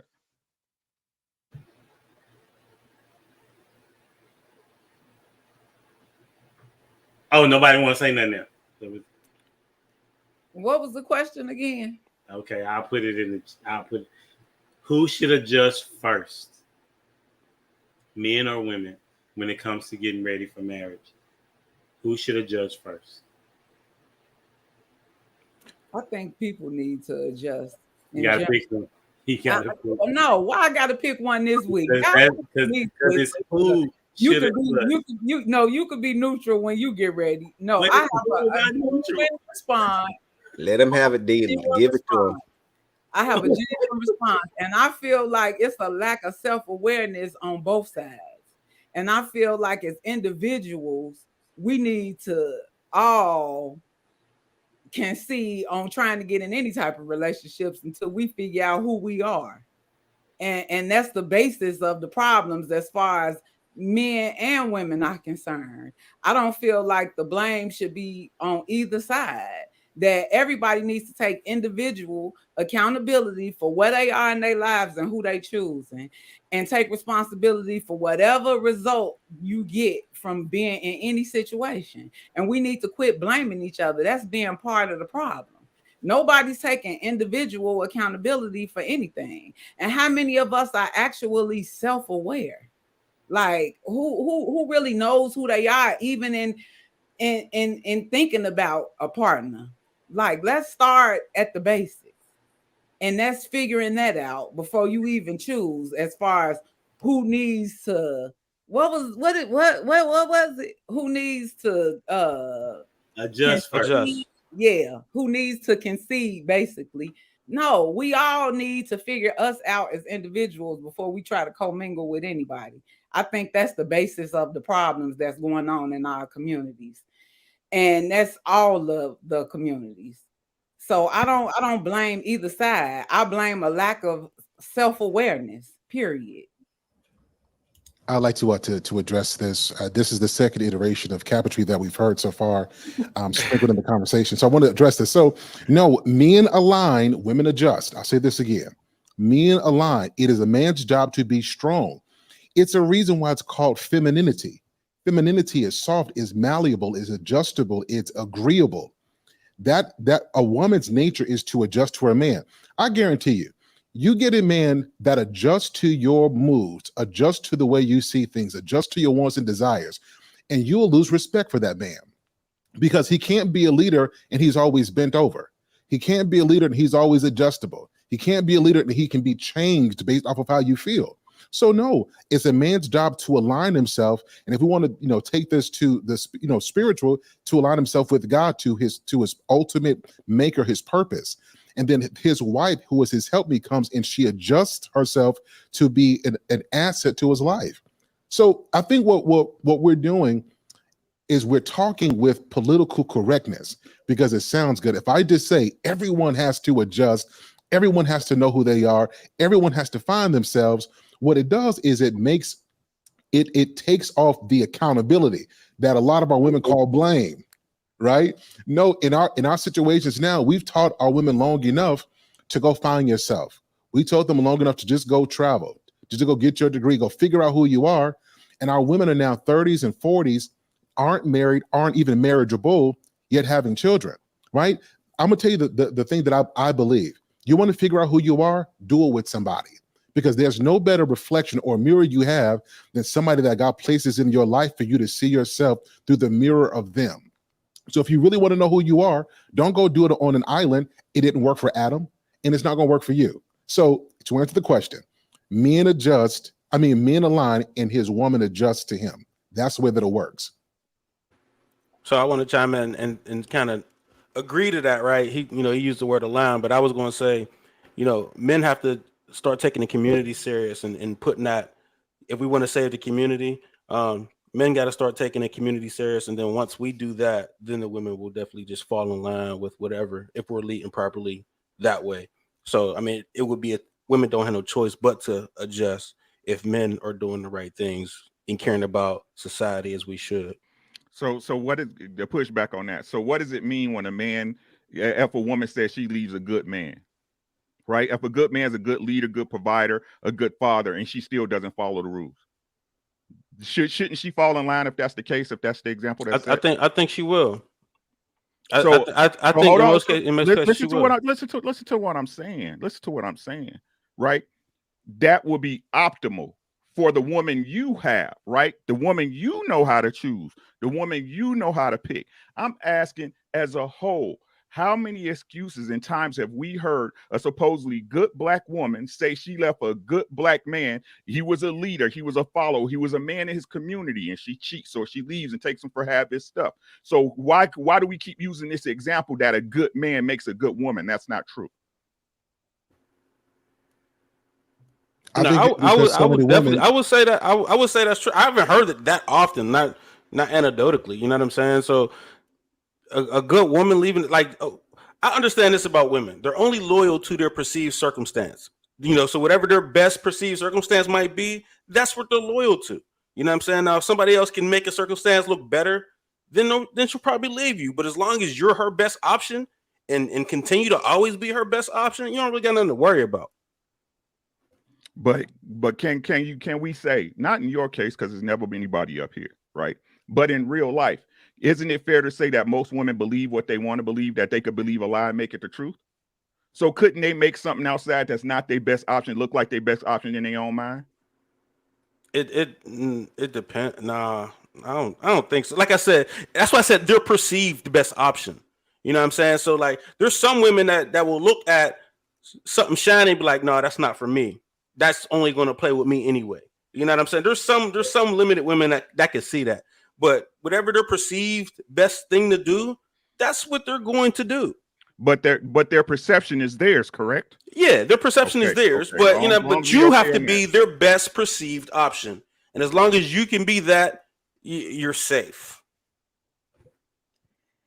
I want to say to Sir Hale, and I want to address your point that me speaking generally is like not holding us accountable. I mean, and I'm saying us as people because I said that we need to have general self-awareness before we choose to commingle. And I'm saying that because we dealing with a generation that uses this term that's disturbing to me, which is high value. I don't understand that. I don't understand how you can let something outside of yourself, particularly material things, tangible things, determine the value of another human being. That is disturbing to me. And it's disturbing that a whole community of people use this term so loosely, like high value man. What does that mean? When we talking about human beings and that we supposed to love and care for one another and say things, encourage things, and inspire each other to be better. But we have a term to define ourselves, which is high value. Can somebody explain that to me, please? And with that being such a general term being used, how is it that we not lacking self-awareness anytime we looking outside of ourselves to define our value? I'll take a stab at this real quick. In 30 seconds, I'll be done. High value man is equivalent to a virtuous woman. What you just described is the very thing that happens in Proverbs 31 when she's described by the things she makes, by her business endeavors, that the people at the gate called her husband blessed. So high value man is equivalent to the virtuous woman. And it's not about the stuff that we're assessing ourselves by. Is that the stuff that we acquire is often an indication of our value system. So when you see a man acquiring estates and insurances and businesses, and he's not doing this to ride around in the biggest car, the nicest rims, the biggest house, but he's doing this to leave a legacy for his family. That speaks to a man's character. So a high value man in its real sense is not just about him earning six figures. He got a 6-inch dick. He's got a six-pack. He's 6 feet tall. That's not what it's about. It's about his characters, his moral, his principles, and the legacy he leaves behind. It's equivalent to Proverbs 31, a virtuous woman. Okay. So with that being said, all of those other characteristics that you named, the tall, the 6-inch or better penis, the things that he owns, where did that come from then? Because I never hear it being Black women. Sense of legacy. It came from Black women. So Black women came up with the term of high value, and it's they came up with the requirements. Yeah, I wouldn't throw that on my sisters like that. Because I wouldn't throw that on my sisters like that. That's I was all them women. I would say I was. Do we want to dig into this? Come on, man. I'm not just going to blame Black women for that criteria. Like, come on, man. Prototype. Let me ask you this question: who sets the requirements for men or women? I said I'm not blaming Black women alone for that criteria. I asked you a question, though. So here, I got you right quick. I asked you a question, though. Who sets the requirements for a man? Men or women? I would say men. What? Men tell other men what I would say men, because I look at another man at what he has. If I want that, you know what I'm saying? That's setting the criteria for me. No, it's not. No, it's not. No, it's not. It's not what you require him. Women have a particular list. I mean, I don't care what they want. That's fine. You don't. But that's a lie. That's a lie. That's not. That's not a lie. Hold on. Stop. Rick, hold on real quick. Rick, let me go and then I'm gonna listen, Rick, because we've been on this show a couple of times and I be trying to remember things that people say. That's probably why Dwayne over there quiet. Hey, listen, okay. Now, Prototype, you said I did XYZ. I got my degree because I wanted to build something that a woman could come in and be a part of. You said that. I ain't said that. Okay, you said that. I ain't say that. You did say that. I ain't say that. I go find it. All right, and so what you said was the reason. Okay, well, let's say you didn't say it. So you're telling me that the reason why you went to go get the degree that you got, because you talked about that most Black dudes don't have it, and you was an athlete and you wanted to kind of do something different, that you got to a point of where you're, I guess, financially secure. Why would you do that? For yourself? Yeah. So I could live my best life. Yeah. So why get a woman? Because I like women. So why marry one? Because I wanted a family. Exactly. I wanted the family. Exactly. But the reason why, but you couldn't have done it the same if you didn't go ahead and get those other requirements of a particular woman. Like your wife, you think that she would have been with you? You saying she would have been with you? This is something I did say, and you could find this on the tape. I could have chosen anyone I wanted. There Right. was no one for me. Why? So I have, because I am who I am, I had plenty of options. It's because of what you had. And Because who I'm me, right? Because I'm me and what I have, whatever, exactly. I'm me. I had plenty of options. There was no one, and I could have picked anybody. He had them lined up. He's saying. Okay, but what I'm saying is that every woman wouldn't have chose you if you didn't have what it is you currently have, is what I'm saying. So women set the requirements of what man they want. So a dude is not gonna be like, listen, fellas, you gotta have a 6-inch dick. A dude ain't gonna say that. Okay. A woman says that. A man ain't gonna say you need to be tall. A man ain't gonna say that. A woman says that. I'm 5'8". That's fine. But I'm saying, but you're not gonna tell your sons, listen, women said it. It says what their requirement is of what they want in a man. So look, I really don't care what a woman says, because even if they have these requirements, even if they have these perceived requirements, I know that it doesn't matter when it comes to me. Yes, you do. Yes, you do. No, I don't. Now, my wife, I said you're going to refer to what I said about my wife. Exactly. Right. Yeah. That's what you want to refer to. Exactly. But you're lacking to understand that my wife runs my household. I don't want to think about how my kids are being served or whatever. So I'm going to handle that. That is not the point, good sir. The point is that you said you don't care what women think, and yes, you do. You care what your wife thinks. Just what you said earlier. That's not women, though. Your wife not a woman? That's not women. That's not the masses. We're talking in generalities here. So your wife's a unicorn. We're talking in generalities. I don't care in a general sense. I don't care what women want. I care what my wife wants because she runs my house. So if she has a need, it's serving my purpose. So what you're saying I'm just getting clarified, bro. So when you say women, you mean the world. When you say your wife, you mean your wife, correct? Facts. Okay, I just want to make sure that your wife's a woman, though.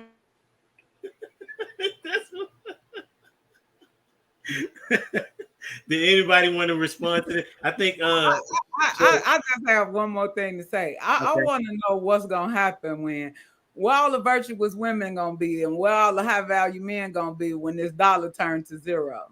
Where's our value gonna come from then? It's going to come from the man who can build. Is intrinsic. Pardon me? It's going to come from the man that can still build, protect, and provide, regardless of it being a monetary thing. Period. And a woman that can start a fire with some sticks. That's what you better be looking for. So fellas, don't be scared. You need to find one that'll get her hands dirty, because everything else is gonna go out of the window. So that's why I'm saying you just probably put some women out of business, and some men too. Yeah. Some men too, especially if your value is determined out from anything outside of yourself. But that's what we're trying to say, that that's why we're saying that women are the ones that say, this is what I want, right? If a man don't check most of what it is that she wants, then she's not going to be willing to be with that dude, right? Am I right? So you're going to get with a dude that you don't really want to be with. That I really don't want to be with. He doesn't check your boxes. I really want to be with is an option. Will I give him an opportunity to show up? It depends on how self-aware I am. When you start something and you don't know yourself, you don't even know what to look for. It's only until you grow, like Sir Hale said, until you get that mirror and you dealing with a person and you learning yourself in the process, that your needs evolve, that your thought process evolves, that your desires evolve. And at that point, we can make decisions. But until we get a real reality check and we realize that it's a mirror that we looking at, it's not likely that those things are gonna happen. And everything that we building upon is superficial. And that's the generation, that's what's going on right now. Everything is superficial. That's just my perspective. I got you. And this is the point that I'm making, is that, and we gotta learn how to be 100% honest about things, in the sense of that men do things because of they want to impress women. I agree. Okay. I agree with that. Right. So why is that the case? Because women decide what the requirements are. That's what it is. And so if women, they can have whatever the requirements that they want, then if that's your requirement, then you should stay there. Like, for example, some dudes, I mean, as far as like their physique, like them being tall and then whatever it is that they carry and they man package, that's not something that they can deal with. But a woman that says, you know what, the dude has to have, I don't know, 6 figures. He got to have that right now. A man has to, what else is it? A man has, what else what is it? What's on the checklist? Honestly, if we watch dating shows, 90% of the women that come on these dating shows have a list. Most of them are requiring 6 figures. They require where men don't care because they are the providers anyway. So maybe they have a certain look that they're concerned about. Maybe they're looking for certain femininity qualities in a woman, somebody who's going to listen, somebody who is going to follow, but men are not coming with lists of things that they're looking for in women necessarily. Women, however, they have pages. We have documents on what it is. So, and let me tell you how crazy it is. This I can tell y'all, this y'all market, right? Women want monogamous men, but y'all herald and applaud game shows, TV shows like The Bachelor. You would say you would want a monogamous man, but women are going on a dating show like Ready to Love or some shit like that, where you date while you see in other men court other women or try to see what other women be about. This is y'all market, and y'all don't want to fix it. And the one, hey, hey, to the real ones, you didn't lock down a man and you being a wife and a woman. Shout out to y'all.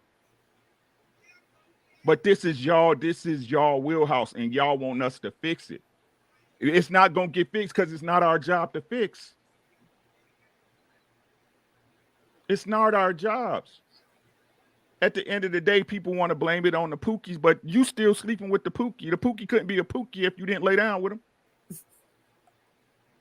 Oh, the pookie. Oh, hold on, though. I ain't even worried about. I don't care about the list. I'm gonna kick knowledge to you. Because you ain't kicking pookie, but you got a list. But then if that's you're still proving the point. This is what I'm saying. You're still proving the point. This is y'all market. A man can't get nowhere with a woman until y'all allow us to. If not, we go to jail. We get shot. You're gonna have your family run down on us. Facts. Y'all don't want to be. We all here to do what we here to do. And I keep trying to tell y'all, these young men is on point. Y'all ain't got to believe it. I see it every day. These young men on point. Y'all off. The girls that's up under y'all is off. I don't deny that. I agree 100%. However, that goes both ways still. Everybody's off. It's not. It don't go both ways. It don't, because you keep doing it, D. Hold up. I ain't trying to keep up. Let me finish. I got you, Sir Harold, but let me finish, right? Again, the men will look. It was a reason why men got married back in the days once they got a girl pregnant. You know why? Because the way was to get married. It was required not only by the daughter, but the family as well, correct? That's why they was called what? Shotgun weddings, right? That was the market. That was how it said. If you slept with my daughter and you got her pregnant, then you must marry her. What's your requirement right now if a man gets a woman pregnant? What's the requirement? Ladies? I got no. Who was holding the shotgun, Rick? I have sons, so I don't know. Who was holding the shotgun? The father. Where's the dad at now? That's the you want the answer? The dad is not existing because mama fucked a dude that she knew that she wasn't sure of, that wasn't married, and probably wasn't gonna be a good dad. Next question.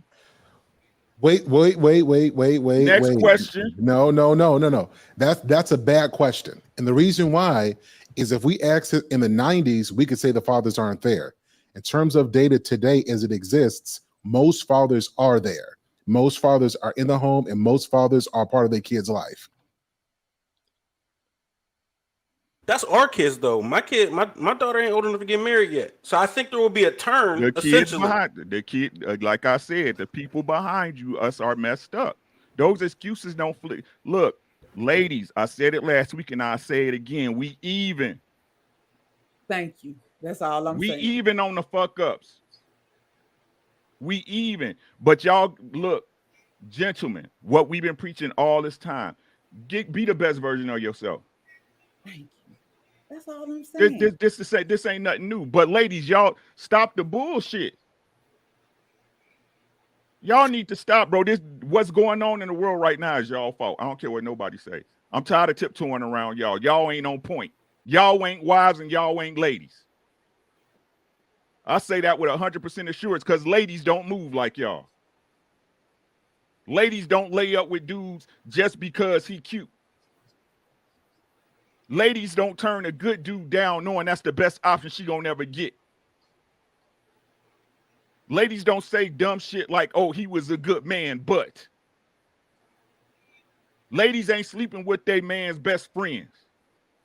Ladies ain't sitting up under no man, not working, not making him no dinner when he out working 12 and 16 hours to take care of you in his house. That's not a lady.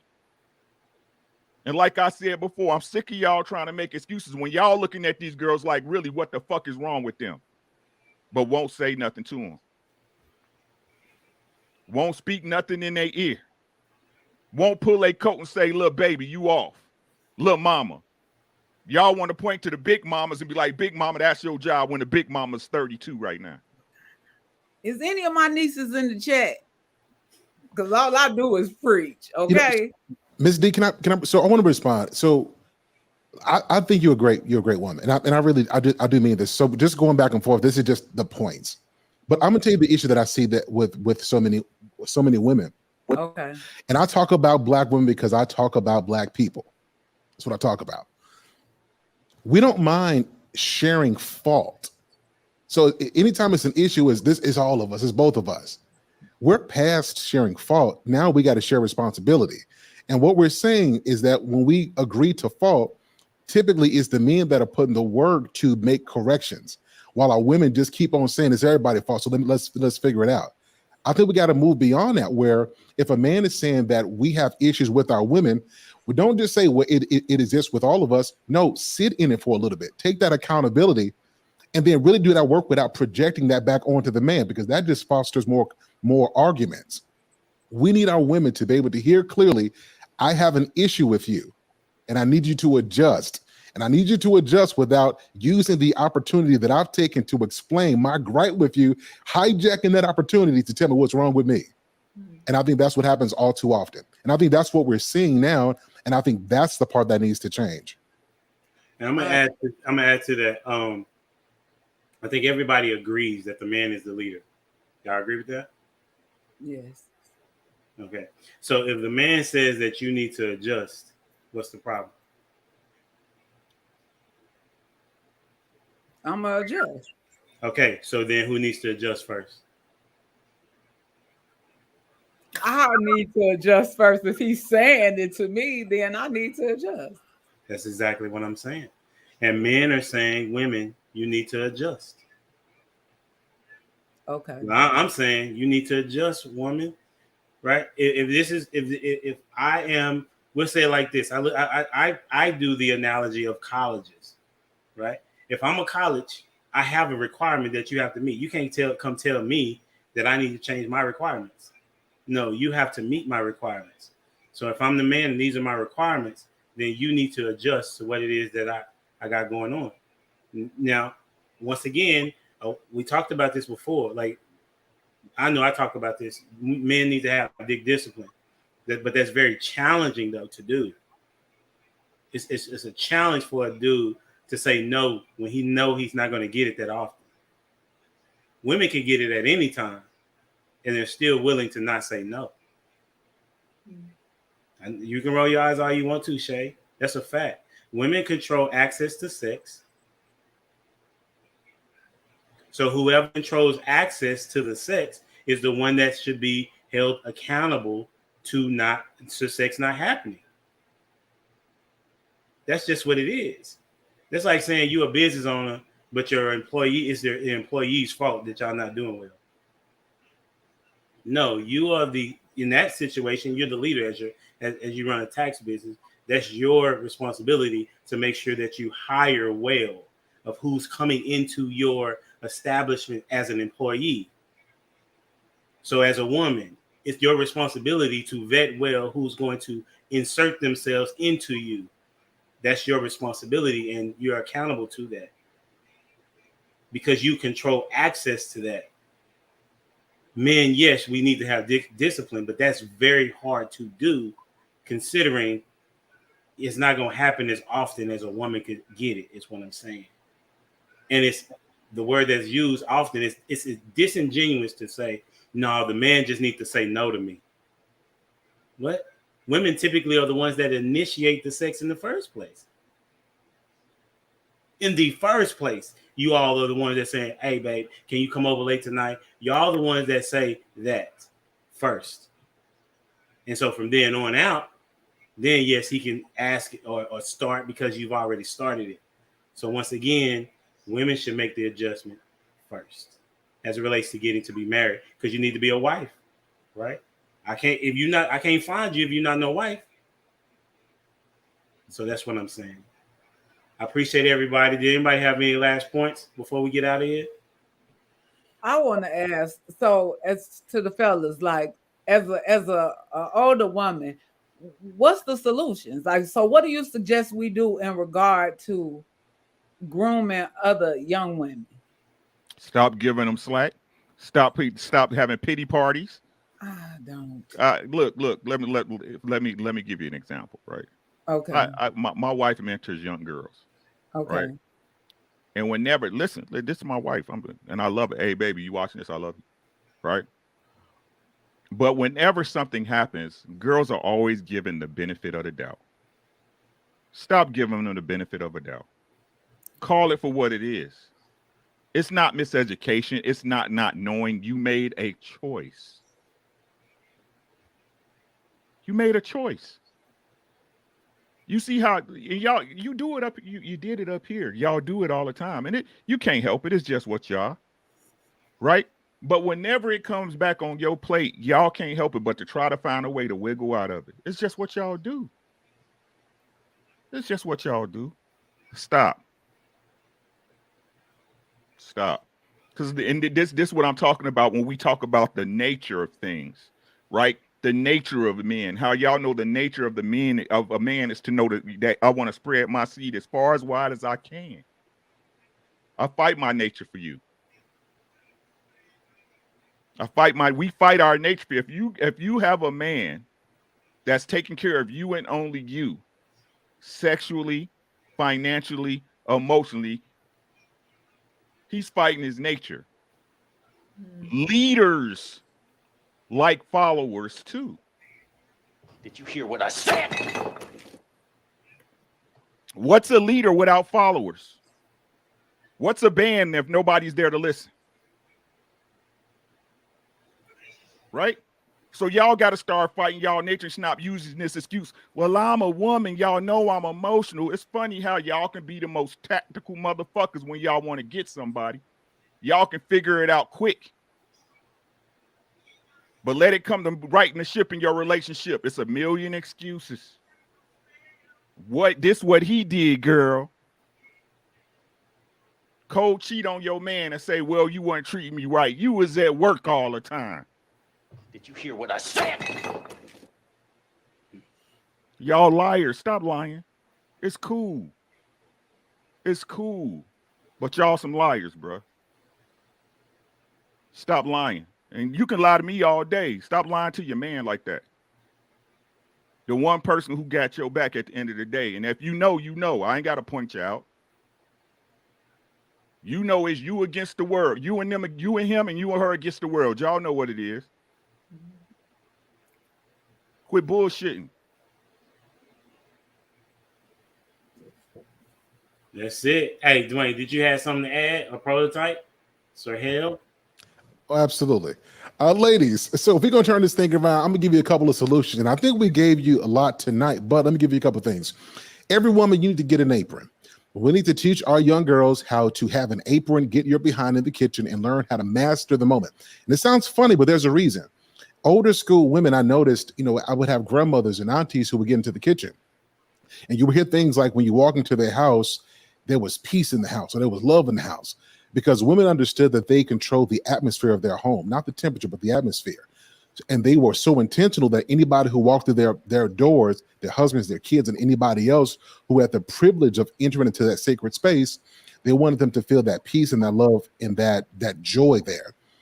One of those things that we used to do is we would spend time around the dinner table. That was a place, no matter what you were dealing with in life, no matter what went on, what happened, when you sit at that dinner table, all those stresses and problems were erased, not because of the food, but because of the intentionality of the woman to prepare an environment to be safe for everybody.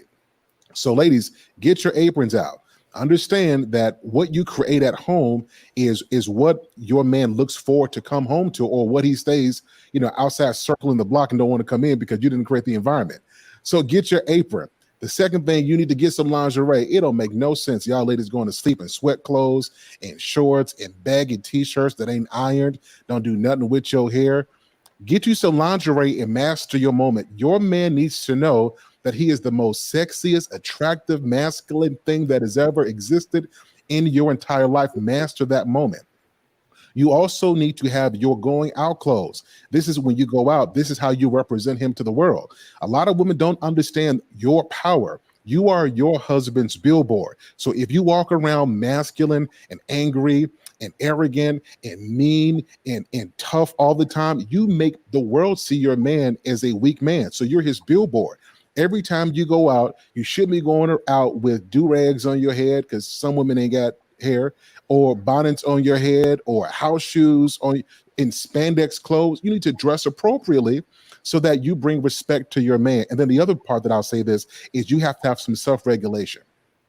I think what we've done is we want men to be all masculine while we want them to be soft and sensitive. And that doesn't work. The softer a man is, the more you will dislike him.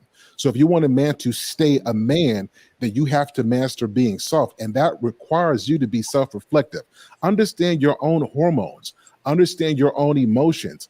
Understand how to communicate and to talk, and not assume that he's supposed to be your personal psychic to read your mind, because that's not his job. I think if we get back to that and women holding themselves accountable, I think this is the solution to creating wives that men want to marry. Phenomenal take, bro. Phenomenal take. Listen, man, it's been good.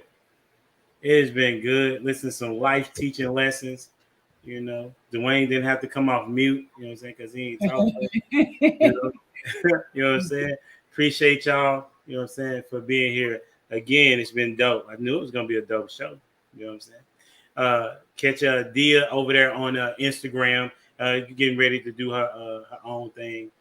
Keep us posted on that. Prototype going live tomorrow, 9 Eastern. Prototype dad, Dwayne Jones, he over there taking photography, or doing photography, should I say. All right. And then you got Sir Hale, he's blazing the charts. What you at now? What, 60,000? No, I'm still at 50, man. I'm just working my way up, though. Working my way up. Your way, though. That's what's up. You know what I'm saying? Check out Sir Hale. He does really good content. Shan, you still doing your TikToks? Sometimes you do, sometimes you don't. You're not consistent. Yeah, I've been a busy mother. Yeah. We're in prom season. My hair business is kind of moving, so I'm trying to prom. You're proving the point. You're proving the point. I'm kidding. And then you got then you got Uncle Rick. You know what I'm saying? Catch him at R Dubs. R Dubs on all platforms: YouTube, Instagram, IG. I don't do TikTok, so you can friend me on Facebook too on the Ricky Williams. I will friend you. That's a bet. And then you got Miss Tax Season herself, Shaq in the building. You can follow her at Instagram. It's been dope. Don't forget to go like, share, subscribe to the channel. We're trying to get to a G, right? Subscribe to my boy if you have it, man. He should have been at 1K, man. If y'all go ahead and click the little button. It don't cost you nothing. HumbleDad.life if you want merch or anything about me. That's where you can find me. Until next time, we out here. Deuces.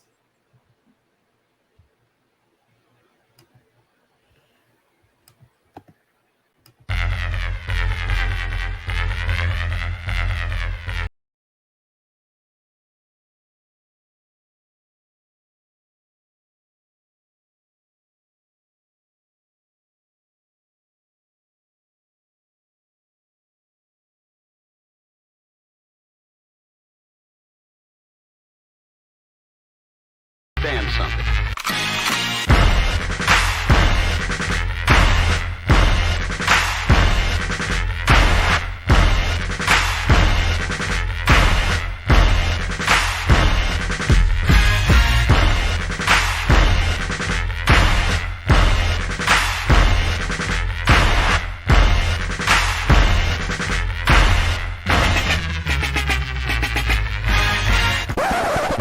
The thing that I like most about being a dad is that I see that I'm about to impact the world.